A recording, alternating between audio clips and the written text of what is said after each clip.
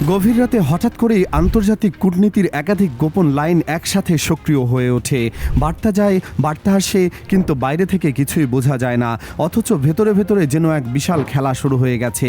প্রশ্নটা হলো, এই খেলা কারা খেলছে আর কেন এখনই? এই মুহূর্তে বিশ্ব রাজনীতির যে চিত্র আমরা দেখছি তার অনেকটাই দৃশ্যমান নয়। সংবাদ শিরোনামে যা আসে তার বাইরেও চলতে থাকে বহু স্তরের যোগাযোগ, দর-কষাকষি এবং কৌশল। আর সাম্প্রতিক কিছু ঘটনার পর বিশ্লেষকরা বলছেন, মধ্যপ্রাচ্যকে ঘিরে এমনই এক নীরব কিন্তু গভীর পরিবর্তন শুরু হয়েছে, যার প্রভাব শুধু একটি অঞ্চলের মধ্যেই সীমাবদ্ধ থাকবে না।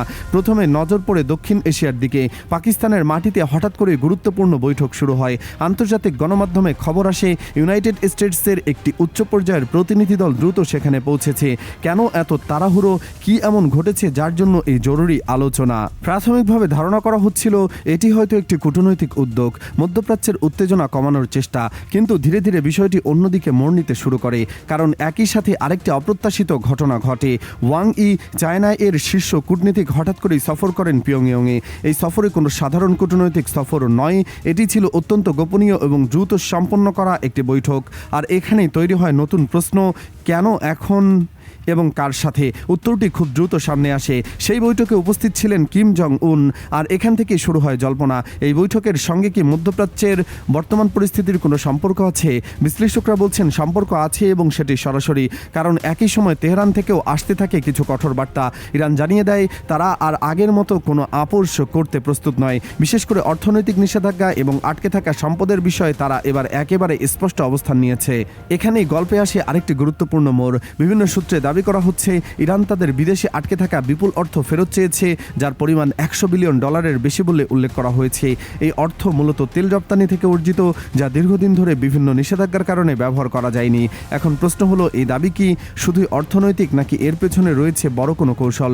বিশ্লেষকদের মতে এটি একটি কৌশলগত চাপ সৃষ্টি করার চেষ্টা, কারণ এত বড় অঙ্কের অর্থ ফেরত দেওয়া সহজ নয়, এবং এটি মানে আন্তর্জাতিক রাজনীতিতে বড় ধরনের ছাড় দিতে হবে।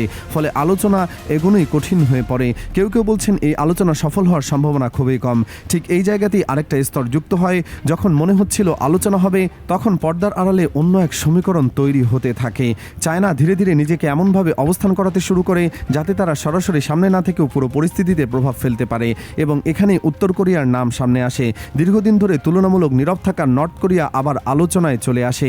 অনেকেই বলছেন এটি কোনো কাল্পনিক ঘটনা নয়, বরং এটি একটি পরিকল্পিত পদক্ষেপ, যেখানে একাধিক দেশ নিজেদের অবস্থান শক্ত করতে একসাথে কাজ করছে।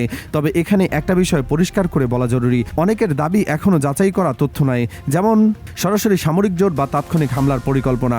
এসব নিয়ে যে ধরনের চরম ভাষা ব্যবহার করা হচ্ছে তার অনেকটাই অনুমান ভিত্তিক বা অতিরঞ্জিত হতে পারে।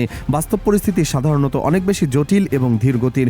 তবু এই মুহূর্তে যে বিষয়টি অস্বীকার করা যায় না তা হলো বিভিন্ন শক্তির মধ্যে সমন্বয় এবং অবস্থান বদলের ইঙ্গিত। বিশেষ করে যখন একদিকে কূটনৈতিক আলোচনা চলছে, অন্যদিকে সামরিক সক্ষমতা এবং জোটের সম্ভাবনা নিয়ে আলোচনা বাড়ছে। আর এখানেই তৈরি হচ্ছে সবচেয়ে বড় অনিশ্চয়তা। যদি আলোচনা ব্যর্থ হয় তাহলে কি হবে? এটি কি সরাসরি সংঘর্ষে গড়াবে, নাকি আবার নতুন করে কূটনৈতিক পথ খোলা রাখবে? এই প্রশ্নগুলোর উত্তর এখনও পরিষ্কার নয়। তবে ইতিহাস বলছে এমন পরিস্থিতিতে ছোট একটি ভুল সিদ্ধান্ত বড় সংকট তৈরি করতে পারে, বিশেষ করে যখন একাধিক দেশ, একাধিক স্বার্থ এবং একাধিক কৌশল একসাথে কাজ করছে। এই পুরো ঘটনা প্রবাহ আমাদের একটি গুরুত্বপূর্ণ বাস্তবতা মনে করিয়ে দেয়। আন্তর্জাতিক রাজনীতি কখনোই সরল রেখায় চলে না। এখানে প্রতিটি পদক্ষেপের পেছনে থাকে বহু স্তরের চিন্তা, এবং প্রতিটি সিদ্ধান্তের প্রভাব পড়ে অনেক দূর পর্যন্ত। শেষ পর্যন্ত আমরা যা দেখছি তা হয়তো পুরো গল্প নয়, বরং একটি বড় কাহিনীর শুরু। সামনে কি আসছে তা নির্ভর করছে এখনকার এই আলোচনা কোন দিকে যাচ্ছে তার উপর।